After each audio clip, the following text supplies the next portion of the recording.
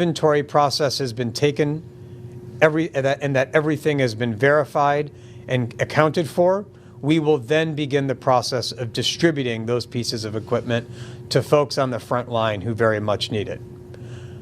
I'd like to note that we have already made one such very large distribution already, where we focused on equipping the least equipped across the state of Maine, local fire, EMS, and rescue groups, regional hospitals, etc. That shipment of PPE went effectively to your neighbors. We're going to be continuing that now and continuing our process of equipping healthcare providers who we know are on the front lines to make sure that they can stay as safe as possible. And again, we will have more information as those shipments are being prepared and as they're being distributed. I'd like very quickly just to note some of the numbers of some of the vital resources that we are tracking across the state. As of this morning, there are approximately 190 total ICU beds across the state, 90 of which are available. There are approximately 330 total ventilators across the state, of which 262 are available. And there are approximately 89 of these so-called alternative ventilators that the U.S. FDA has authorized states to utilize in times of emergency like this. We are also now asking hospitals to report even more information to us on a daily basis. As we continue our planning, we're looking for additional pieces of data. And so as of this morning, we are asking hospitals to report on a daily basis even more data to us. Last week, we asked hospitals, for example, to report the available numbers of PPE that they had on hand. Just this morning, we added additional data fields to those hospitals. We recognize that on a daily basis, collecting these pieces of data, often from disparate parts of the hospital, consolidating them and reporting them to Maine CDC once or sometimes twice a day is a challenge. And so I offer my thanks to all the hospitals out there for working with Maine CDC, working with the Department of Health and Human Services to gather these data. In any type of a situation, we have to know where we're going. But in order to know where we're going, we have to know where we are right now. And having these data at our disposal helps us make that decision about how we're going to get from A to B. Yesterday, there were also some discussions about the number of individuals in the corrections system. I'd just like to pause and provide a few numbers on that. All told, within individual clients at the Department of Corrections, 7 clients have been tested. 4 have been negative, and 3 are pending. The Department of Corrections is in the process of standing up a dashboard, a public-facing dashboard, where all of this information will be available and will be updated. Further questions, of course, can be directed to the department, but I just wanted to note what the numbers were and that their dashboard will be coming online very soon. Before I turn to everyone's questions, I just want to pause and share and note that at a time when we are asking everyone in the state to stay home where possible, in that context, we fully recognize that it's difficult to be engaged. It's almost as if by staying home, we're inviting more people to be disengaged, almost a social recession of sorts. And that can cause a variety of feelings. It's almost as if at a time like this, we don't really have the vocabulary to describe how we feel. For many of us, there may not even be a single word or words that describe the myriad feelings that we all have right now. For the time being, this uncertainty may be the new norm. And I fully recognize that uncertainty is unsettling. And I want to acknowledge that that feeling of uncertainty, those feelings of being unsettled, are okay. We're all feeling it. The places that you might normally have gone right now in times of unsettling to get comfort are places that we're also telling you you might not be able to go to. Church, the movies, a bar down the street, your child's sporting event, your favorite restaurant. None of those outlets that you may have otherwise gone to when you're feeling unsettled, many of those outlets may not be available to you right now. And that just adds to that feeling of being unsettled. But there are things that you can do to settle that. I ask everyone to look around them and ask what they can do to introduce some settling in their life. Call your mom. Settled. Touch base with your neighbors. Settled. See if anybody in your community needs a dozen eggs if you're running to the market. Settled. I ask everyone to look around to see what they can do to settle certain parts of their life that might otherwise feel unsettled right now. We, each of us, have a role to play, and each of us can do something to help out this greater effort, but we can also do things to introduce some calm, some order, and some settling into our lives right now. We recognize that this situation is challenging, but all together, we, each of us, can do our part to introduce that degree of settling into our lives. So with that, I'm going to turn first to some questions on the phone before we go to the room. And I'd like to turn first to Stephen Porter from York County. Stephen, go ahead. Thank you very much. I'd like to ask for more information, if you could provide it, about the fatality in York County. I'm wondering to what extent members of the York County community should read that news as a sign that the situation is worsening or especially severe in York County. And then a second question, if I may, can you provide current data on hospitalizations, ICU bed usage, and ventilator usage among COVID-19 patients in the state? Sure. So Steve's questions are first around additional data around the unfortunate passing of a York County resident, and then further information about current usage of hospitalization. Steve, unfortunately, for privacy reasons, we're not releasing any further details about any particular individual who passes, other than their age range, gender, their county of residence, and whether they were in the hospital. But you note whether residents of York County should potentially read anything into this. And at present, community transmission is known to be occurring in York County.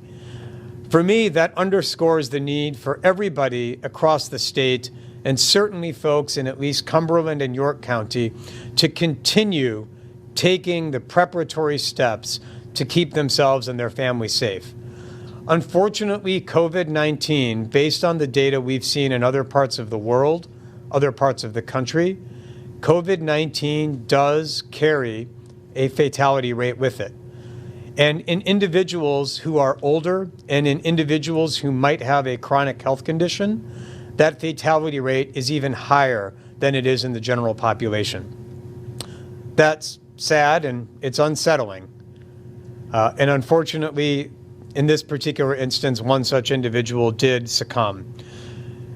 Now, your other question is about current hospitalization resources. We are actually rethinking, we're working on our data systems right now to start focusing on being able to provide information on current hospitalization utilization numbers, daily hospitalization rates, number of patients on ventilators, et cetera. We're working with the hospitals to get that information on a very timely basis and match it up with the cases that we've got. That's one of our big projects going forward. So our epidemiology team is working on that exact project right now. Hopefully going forward, I'll be able to have a better glimpse into that on a daily basis. I don't have it here today. with me, but that's where we're going in terms of being able to get a better snapshot in time of our epidemiology data. So thanks for that question, Steve. Going next to Steve Missler. Steve, go ahead. Thanks for taking the question. Can you hear me okay? Yes, I can. Go ahead. Great. I was wondering, do you have any data on cases, confirmed cases from congregate settings? And you talked at length yesterday about congregate settings. I'm just wondering if you could give us a snapshot of how many cases from congregate settings we are currently dealing with. Okay. So Steve Missler's question is around cases in congregate settings. Cases in congregate settings are a very high priority for us. They are, again, one of our areas of focus for laboratory testing. Congregate settings pose unique challenges. One, we know that transmission can occur more frequently because of the close proximity. Something that I think Kevin Miller and I talked about several weeks ago is sleeping arrangements and things of that nature. So congregate settings are a concern for us. And so, Steve, right now, there are, all told in the state, 13 cases of COVID-19 associated with congregate settings. 12 of those are the cases that I mentioned yesterday in various healthcare-related congregate settings. And then one is the additional one from Oxford Street of an individual experiencing homelessness that I mentioned a while ago. Again, congregate settings are a very high concern for us. We've been working on planning for such settings for quite some time.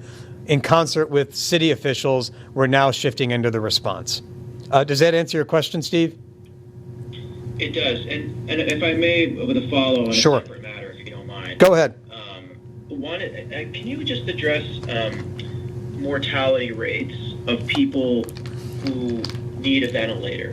And I ask that because there has been some research out of China suggesting that the mortality rate is very high, but it was really seemed that, like, to me, it seemed as if it were a very small sample, and maybe you have access to research that's a little more sweeping than what I saw. Great. So Steve's question is about mortality rates, particularly in acutely ill individuals, perhaps those that require mechanical ventilation or a ventilator. And Steve, as you know, the mortality rate for individuals, the less well they are, the higher the mortality rate is. Sadly, for individuals in ICUs, there are different studies. And so I'm not going to quote any particular one, but the range of mortality in those individuals is quite high, well into the double digits. And that's quite unfortunate. On the other side, however, the percentage of individuals overall who require not just hospitalization, but critical care unit hospitalization is smaller. And again, I can, the data that I'm referring to are all publicly available data. Much of it is published in the CDC's journal as well as in top journals like the New England Journal of Medicine and JAMA. And so those are the same data that I'm looking at. I can try to post or try to get you some of the studies that have looked at that aggregate mortality data. But overall, a small percentage of individuals require mechanical ventilation or ventilators. A small percentage of individuals require intensive care. But those who do find themselves in intensive care, quite sadly, their mortality rates are high. I can provide some of those papers for better clarity around that, so I'm not providing approximate numbers. I'm going to turn back to the room, and we'll start with Kevin. Do you have an update on the number of healthcare workers that have been affected? The number of healthcare workers still stands at yesterday's number, which I believe was 43 healthcare workers. So since yesterday, there have been no new healthcare workers identified. Breakdown of where those are they? I don't have that breakdown with me right now. We can try to furnish that. I'm not sure if I think we could probably furnish that. I have the breakdown of where individuals have been hospitalized, but not the healthcare workers themselves. So we can try to get better insight into that. We are aware of, for example, 2 individuals at a hospital in the Mid-Coast region who have been noted as having COVID-19. The last time I took a look at the data, it was quite dispersed across the state, as well as quite dispersed within the healthcare community. Frontline workers, hospital, physicians, et cetera. So quite dispersed. So, yep. There's a report in the Washington Post last night that the U.S. CDC is considering recommending the public wear masks anytime they go out into the public. Any thoughts on that and recommendations for people here in Maine? We're aware that those discussions, the question is about potential recommendation from U.S. CDC for more widespread use of masks. I want to stress the word potential. The recommendation hasn't been finalized. State health officials such as myself have not been briefed on it. I'm not sure if it's been approved by the CDC director himself. I know that it's something that's under discussion. And so until any official recommendation is made, I can't really evaluate what it does, what it would say, what it might mean for the people of Maine. Based on the last data that I've seen, again, the use of masks is really something that right now we're focused on providing to healthcare workers, but we are, of course, in constant multiple times per day conversations with US CDC. If those recommendations, if that thinking that they're doing becomes finalized, we'll certainly make sure everyone's aware. So, yep, Caitlin? Can you give us a little bit more details about the third-party group that you were looking to send these samples to? And I guess, like, why, if there's, like, a backlog with them, why are you considering sending those samples to them? Is it like there are only so many places that can, like, do the kind of testing that you need? Like, can you give us more details on that? So Caitlin's question is on the rationale for sending some of these lowest, some of the samples from the lowest risk individuals to a third-party lab. And it's a good question. I'm glad you raised it because we've had very robust discussions internally about whether we should just use our laboratory to clear out this backlog. And there are a couple of reasons. The first is we continue to be concerned about the ongoing availability of these chemicals to do the test, the reagents. And for that reason, we also know that the number of cases of COVID-19 in Maine will increase. We know that it will spread both geographically and in number. So one of the things that we are trying to do is ensure that our state laboratory has enough excess capacity so that if a healthcare worker, for example, were exposed or a critically ill patient comes in the hospital, we have enough excess capacity at our lab to turn around a result ASAP. The second piece that we also always have to be prepared about anytime we're doing any type of emergency response is having a backup plan. Unfortunately, COVID-19 is now starting to affect healthcare workers across the state. Some of those healthcare workers may sadly be individuals that are at our laboratory. We have to have a plan in place for that. Our job when we do these plans is not to be alarmist, but it's to worry in advance. And one of the other reasons that we're pursuing this strategy is not just to ensure that our laboratory always has resources on hand for critically ill patients, but also to exercise a backup plan so that if our laboratory staff sadly were to fall ill, we have a way to continue continuity of operations. So. Can you tell us where you're considering sending those Sure. parties to? We're using a commercial laboratory called LabCorp. In like a different state? Or? So LabCorp, their main COVID, so my information here is 5 or 6 days old, so this may have changed. And so I would refer you to LabCorp on the latest, but as I was briefed several days ago, their COVID-19 testing is occurring in North Carolina, but they were rapidly bringing it on in other testing sites. So my information there is several days old. I would refer you to LabCorp. We are going to be sending the samples to a depot, and then they will be distributing the samples there to whichever of their laboratories they designate. So, yep, Brad? What can you say about the new preschoolers? Are they in the same family? And what about the first two children? Have they been healed from this? I didn't note that they're not. I don't know if they're preschoolers or not. Just to be, they're not school aged, and so at this time we're not releasing any further data on them. To be totally candid with you, as far as the first two, I will check on what their clinical status is, and we'll be able to get back to you. So. Yes. So Governor Mills' executive order on non-essential businesses, looks like it ends at about April 8th, and that's close to a week. Has there been any conversation between you and Mills about maybe further extending that deadline, and what's your recommendation with that going forward? You know, so the question is around the ending of Governor Mills's requirement that non-essential businesses close, as well as other recommendations for essential businesses to limit the density of individuals. We are continuing to work with the governor's office, the commissioner's office on a daily basis to evaluate the data. So no final determination has been made. All options continue to be on the table.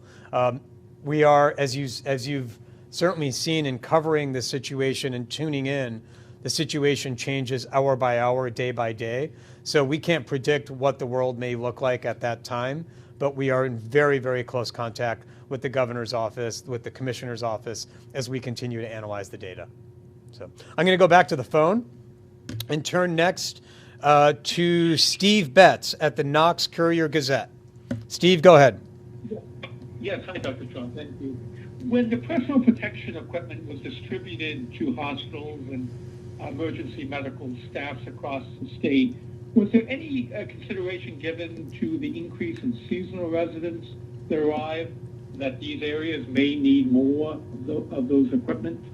So Steve's question is around how we distributed the first cache of protective equipment and whether we took into account changes in population. And Steve, you know, what our strategy in making that first wave of distributions was to equip the least equipped, our neighbors across the state who often, in many cases, sometimes on a volunteer basis, are going out there to care for folks. And so irrespective of whether they were in an area where there was a potential increase of visitors, increase of seasonal residents, what we looked for was who was the least equipped. And that's where we started. So it's not so much a function of who might be coming in, but it was more a function of who did we need to bring up to some baseline first. And that was our primary objective in making that first wave of distribution. So, Can I just ask a real quick follow-up? Sure thing. Has there been any thought given of a follow-up on the number of cases per county, regardless of where the people are from? Right. So Steve's question again is about individuals who may not be residents of the state of Maine, but who still may be here for right now. And again, what we know is that community transmission is occurring in many places in the state. It will continue to occur across the state. Our view is that no matter where you are in the state of Maine, even if your county has not yet recorded a case, keep continuing to prepare. No one should be waiting to see whether an out-of-state resident happens to be in their county before they decide to continue or start taking action to prepare. What we know based on the spread of COVID-19 across the Northeast, across northern New England, is that it is almost inevitable that it will spread to every quarter of the state. Whether that happens to be from out-of-state residents or in-state residents should not change the approach that every single family should be taking now and that I urge them to continue to be taking. I'm going to turn back to the room and then we'll pick up the last two folks on the line. Yep. We've had some questions about daycares. Can you talk about safety precautions that daycares can be taking, and then also if those will always remain as essential businesses? So the question here is around daycares and safety precautions for daycares and their status right now as essential. For some of the more detailed pieces, I would probably refer you to the Office of Services, to Director Todd Landry, but he and I are in close contact. His office is part of our briefings every single morning, so he's very well aware of where things stand, and his office has been a great partner to us. Director Landry's team has put out different and several pieces of advice and guidance to daycare centers, including how they should be taking steps with their own staff to stay safe. Certainly, as guidelines are changing at the national level, as you noted with masks, we'll continue to communicate those things to them if those would affect how daycare centers change. Now, as to the determination of essential, that's probably really, probably a better question for Director Landry. That continues to be my view, but I want to make sure I get his view on that too. Going to take back to Kevin, and then we'll go to the phone. I think a lot of us continue to hear people asking questions about stay-at-home orders and why Maine has not followed some of the other states. I think last night, about 29 of the states had stay-at-home orders. Can you talk just a little bit more about that and what goes into that decision about whether to issue a statewide stay-at-home versus allowing cities and towns to make that decision? Right. So Kevin's question is about stay-at-home orders. And what is our thinking around that? What's our analysis with respect to stay-at-home orders?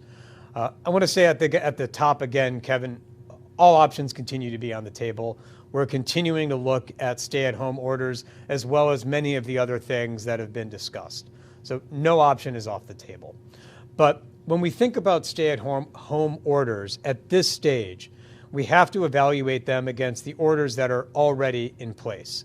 For example, Dustin's question, I'm kidding, Joe's question with respect to essential businesses. Governor Mills has already recommended that essential businesses disperse and provide low density, that non-essential businesses will close. What we know about disease transmission is that it occurs in places of congregation. At this point, right now, it's those non-essential businesses as well as essential businesses with high density. Someone staying home by themselves or with one or two family members doesn't pose any threat. What I think is relevant as well as an analytic point is ways in which the state of Maine may differ from other highly populated, high-density areas. Even within the state, we see dramatically different population densities, Portland being different from Knox County. And when you have at baseline, lower population density, the value of the stay-at-home order, we have to think about that. In a place like Portland or let alone Manhattan, going outside, walking down the street where there might be 70,000 people in a square mile, or even a few thousand people in a square mile in Portland, is a much different risk profile than somewhere else in Maine where there might be 30 people in an entire square mile. So we have to keep those epidemiological considerations in mind. We also have to keep compliance in mind. At a certain point, we've got to take into account compliance and enforcement with any such order. And so those are all the considerations that we think about. We're always evaluating them, but I want to be straight with everybody into how we are thinking about those orders. And I would ask everyone to, one, think about what's already in place, which is restrictions on congregation at business places. And then two, think about the population dynamics and how those differ from other more densely populated states. I'm going to go back to the phone, and then Brad will go to you next. Amy Brown from WERU, please go ahead. Thank you, Dr. Shaw. I have two questions, if I may. The first being, with the governor's executive order expiring today at midnight, are we expecting an announcement sometime today about an extension on that? Okay, I'll take that one. I think that one, Amy, would be better. I'll refer that to the governor's office, and we'll make sure that if you could either check in with them or alternately, we'll have someone get in touch with you on that. Okay, great, thank you. And there are 6 people on the list of positive tests that are listed as being in unknown counties. Can you explain how that works? Great. So Amy's question is about what is meant when we say a county is unknown on our website. And for that, Amy, what I'll do for a second is, again, kind of pull back the curtain on how we receive results and then what we do with them. And what happens now is that overnight, the commercial laboratories, as well as our own laboratory, through an electronic laboratory reporting system, send us updates on who they've tested. They send us an update that they have tested certain individuals who have been positive. And what we get in that report is usually a name and a date of birth. We then have to reach out, if possible, to the healthcare provider to get more information about that patient, namely a phone number. We then have to contact that patient, and touch base with them to learn about where they live, what their county of residence is, and then go into all the questions we ask them. Where have you been in the past 2 weeks? Name every single person you've had a close contact with, etc. Not everyone always picks up their phone when they see an unknown number. And so, or people may not immediately call us back. And so when we list a county as unknown, all it means is that we have not yet touched base with that person, and our disease detectives are trying every single way we can to do so. So it's not that it is unknown in the sense that nobody knows. It's unknown in the sense that our disease detectives are in the process of reaching out to them. Going to go back to the room, back to Brad. Two quick questions. One is, you must think that social distancing is working in Maine, because we would probably have a lot more cases now if we weren't doing this, and that's it for now. Okay, so Brad's question is around social distancing. And Brad, there are some informal, unvetted, non-peer-reviewed sources of data that folks have offered. They're publicly available, that folks have looked at to try to gauge to what extent social distancing is occurring in Maine. I am not endorsing any of these modes of analysis. They are out there, but some of them utilize cell phone tracking data by the cell phone companies themselves, not by Maine CDC, but the cell phone companies themselves have been reporting, for example, to what extent are people straying from their home address that they have. And in that respect, it does appear that social distancing has been happening in Maine. Other data look at the way in which traffic patterns have changed. And there again, early signs are that social distancing has been happening in Maine. I want to take a second to thank and commend everybody in the state for abiding by these public health recommendations to introduce what is called social distancing, but is really physical distancing, to introduce that physical space. We know from other states, from other countries, as well as from historical experience, that this physical distancing is the surest way to disrupt the natural transmission of the virus. There's evidence anecdotally, as well as from some of these other sources, that it's occurring, and I thank everyone for following these recommendations. I'm going to go back to the phone, and then, Caitlin, we'll turn to you. Don Kerrigan. Don, over to you, sir. Yes, good morning, doctor. Thank you very much. A question about hospitals, and then a question about reporting, if I can, please. First, the hospitals. What is happening inside these hospitals now? We see from New York and those places got the crisis there. How are the hospitals dealing with these cases of COVID, particularly the people who are hospitalized? What's actually happened? Are these just severe, I shouldn't say, are these all severe pneumonia cases that they're handling? So Don's first question is around the hospitalized individuals. As I mentioned, right now there have been approximately 57 individuals who at some point during the course of their illness have had to be hospitalized. And Don, as your question notes, the range of severity, even within hospitalization, is significant. Some fraction of the cases in Maine have had to be admitted, but not into critical care. Others have been in critical care. We'll have better numbers on what that looks like very soon. But Don, what I can also say is that having spoken with clinicians, critical care physicians across the state, it's a challenge. They are, of course, facing challenges on some of the things that we're aware of, like the availability of protective equipment. That's something we're hoping to help them with as much as we can, recognizing that it's a valuable but essential resource. But I also think we should pause to recognize the emotional toll that caring for critically ill patients, especially high numbers of critically ill patients, places on all members of the hospital community, whether that's physicians, nursing staff, the EMS professionals that transport them there. The emotional toll is in some cases, talking to friends of mine, can be just as great as any other piece of this.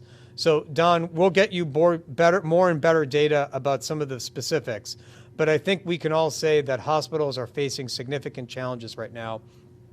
We have been and continue to work with them on their planning and on their response to help them be equipped with as much as they need, but we fully recognize the challenge this takes. Don, I know you had a second question, so back over to you. I did. Thank you very much, Doctor.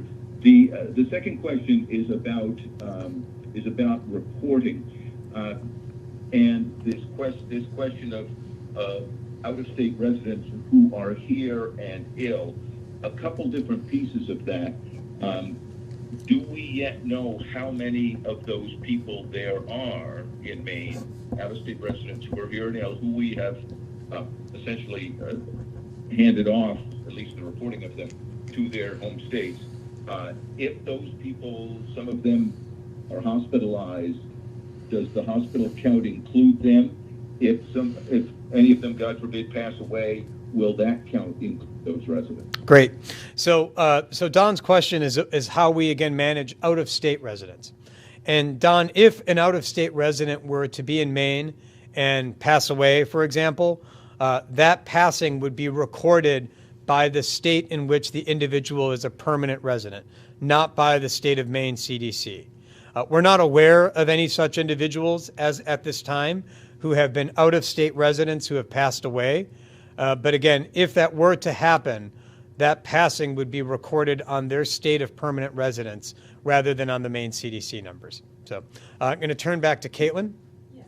Two short questions. Can you talk about whether these homemade masks that people are working on, do they provide any actual health value beyond providing additional cover over a different mask? And my second point is, I know hospitals waste a lot of times they throw away things that just end up being expired. Has the CDC reached out and giving any guidance to hospitals about maybe not throwing away some of that equipment, depending on what it is and how useful it could be? So Caitlin, I'm going to take those in reverse order. Your first question is around fundamentally about expired products and whether those should be utilized versus tossed. And there is actually guidance from the US CDC on the evaluation and potential use of PPE that may be expired. And and we've communicated that guidance to hospitals several weeks ago, actually, when it first came out. So we have a standing call with hospitals twice a week, if I remember correctly. And one of the people that leads that call is our head of infection control and hospital-associated outbreaks. And she is on each of those calls. And when that first US CDC guidance came out, we sent it and then discussed it with hospitals. And the guidance talks about the fact that there are certain integrity checks that hospitals can undertake on pieces of PPE that may, per the expiration date on the box, may be expired, but that still might be good. So checking the elastic bands. If the elastic bands are strong and intact, it's likely that the mask itself is fine. So the guidance walks through those scenarios and advises hospitals on how to conserve that, passing it out. So we've communicated that to them, and we're urging hospitals to heed that guidance. Your first question was around handmade masks. And there are two different ways to think about handmade masks. The first is for members of the general public, and the second is for healthcare providers. Let me say at the top that it's really awe-inspiring and warming that so many different groups across the state of Maine have offered assistance in sewing these hand-sewn masks. Everyone from school groups to sewing circles has offered their assistance. And there are actually guidelines on how to sew these masks. So the masks are not as good as an N95. And so with respect to the two groups, the first is the general public. There is maybe a value, you would think, in having a hand-sewn mask on your face. But the consideration that I urge everyone is that while it might be something to have on your face, a lot of people, based on observational studies, actually touch their face more because they're fidgeting with and trying to adjust the mask. Those two things have to be balanced out. The other category is with respect to healthcare workers. And there, I think our strong preference would be that healthcare workers use a proper surgical mask or an N95 mask rather than a hand-sewn mask. I think we've got time for one last question in the room. Yep, Joe? For age demographics, it's looking like 78% of these cases are with people above the age of 40. And looking at the recoveries and how everything's going, do you see, is there any sort of relevance to, younger kids or younger individuals recovering faster as opposed to older? Could you tell me a little bit more about your question? I want to make sure I answer it 100% accurately. 78% of cases are people of the age of 40 or above. And looking in relevance to the amount of recoveries, have you seen any sort of corresponding data of the recovery? Got it. So Joe's question is about sort of linking up the number of individuals who have been ill and their age group and whether that corresponds with similar numbers for the people who have recovered and whether we're sort of seeing parity between those. Is that an accurate way to, okay. So that analysis is actually underway by our EPI team right now. In the beginning or in the middle phases of an outbreak, our focus is first and foremost on those who are ill. And then now that we've got a sizable number of folks who have recovered, we then look to get more information and understanding of those folks, namely their age breakdowns. What we've seen so far is that the categorization, the age breakdown of those who have recovered largely matches what it has been nationally, which is that younger folks, folks without pre-existing health conditions, those are the folks that are coming out of recovery fastest. Folks who are older, those who do have chronic medical conditions are coming out of recovery slower. One of the things that we look for in recovery is not just the numbers, but the rate of recovery. That is to say, how many days elapse between when you first started showing symptoms until when you've met the US CDC's criteria for being classified as recovered. That's actually the analysis that we're working on right now, because as your question suggests, we hope that what it shows is that for folks who are younger, folks who have fewer health conditions, their rate of recovery is faster than folks who are older. The reason that's important is it means that those folks can get back out into the community sooner and may not need to be at home as long. But I also would be remiss if I didn't underscore the fact that there are data from the US CDC that show that a rather high percentage of individuals who have to be hospitalized are in this younger age group.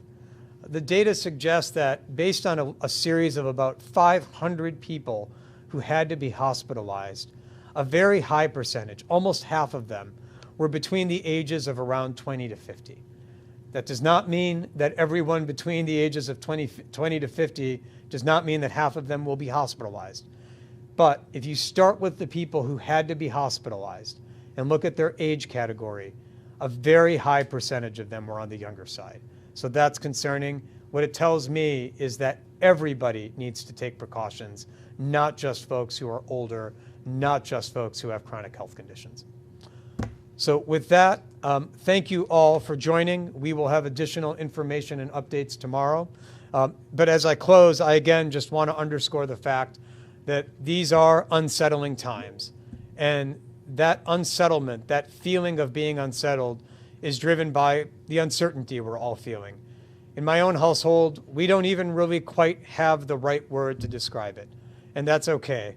But I do ask everyone to take steps to introduce some of that settling into your lives. Call your mother. She's waiting to hear from you. So with that, we'll talk to everyone tomorrow.